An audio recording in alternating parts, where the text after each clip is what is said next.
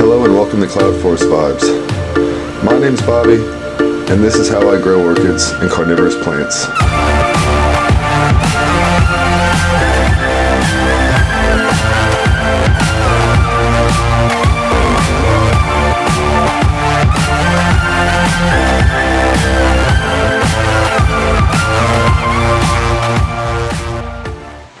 Hello and welcome to Cloudforest Vibes. Happy 4th of July. I have a very special video for you guys today.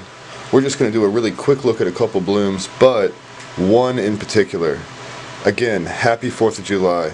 Without further ado, I'm going to move this Spanish moss out of the way because it's dripping wet right now. I just sprayed it and I do not want to get the water on my camera because the bloom that we need to look at is just on the other side of our maxillaria, and it is absolutely very, very special. So, oh, we have a dog. Anyhow, so without any further delay, let's take a look at this orchid. So like I said, happy 4th of July, guys. This is Encyclia tampensis, and this orchid has absolutely been tormenting my soul.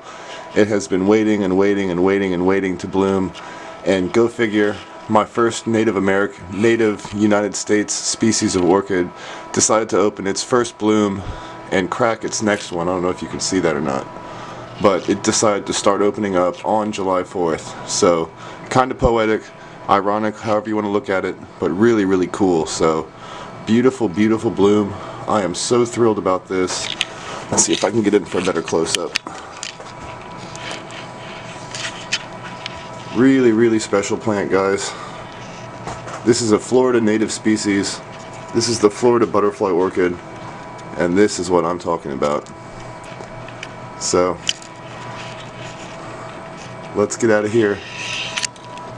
Our Maxillaria tenuifolia is still in bloom. It's still looking wondrous.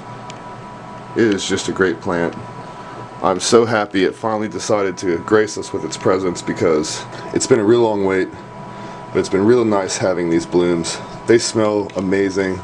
They really do smell just like fresh coconut, and I can't wait to see this plant progress on and double, triple, quadruple this amount of blooms. Our Dendrobium hemimelanoglossum is still hanging in there.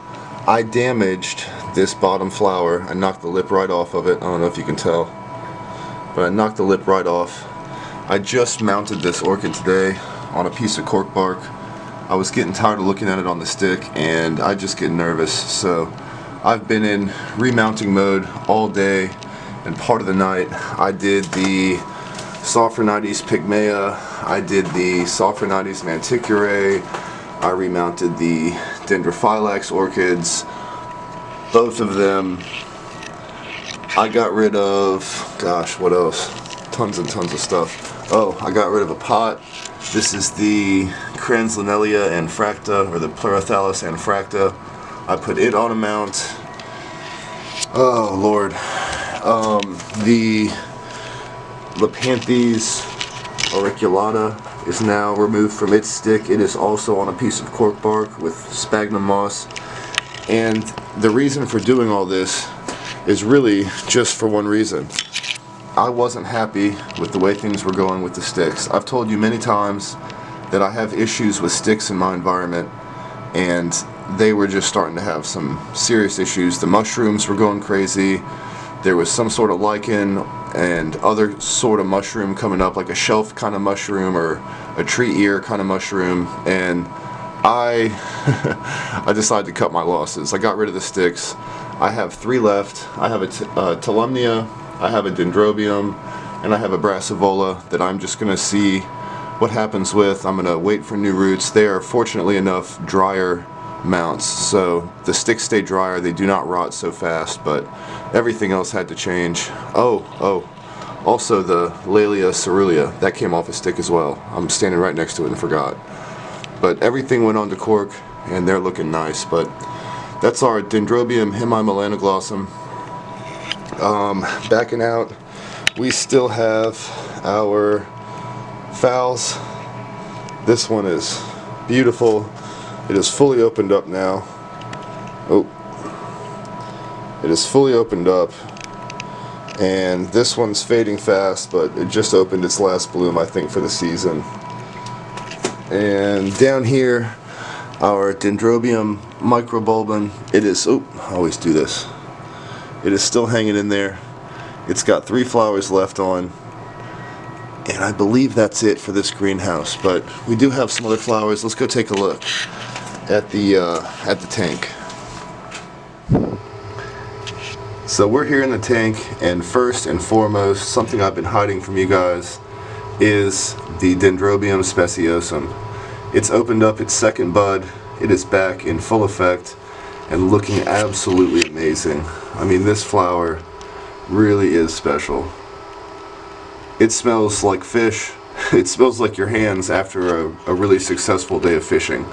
That's the best way I can put it. But it's very fishy smelling, but it is absolutely gorgeous. It does not overpower the tank, thankfully, but if you get your nose close to it, it is a little bit yucky.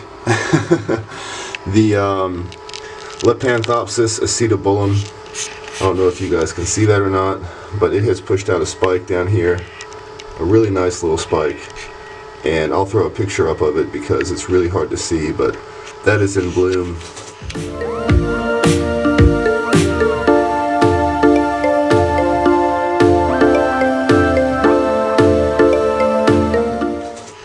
Panning left a bit, our faithful Restrepia falkenbergii, it has opened up a bloom. Oh, it's so hard to get this thing in focus. But our Restrepia falkenbergii has opened up a bloom for 4th of July.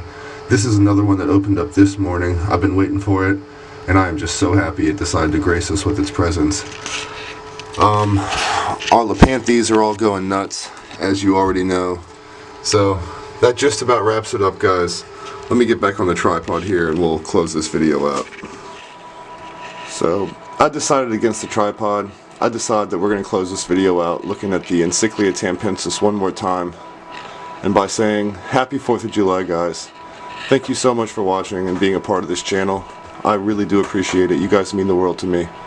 I hope you guys enjoy, and I hope you guys are being safe. And until next time, happy growing.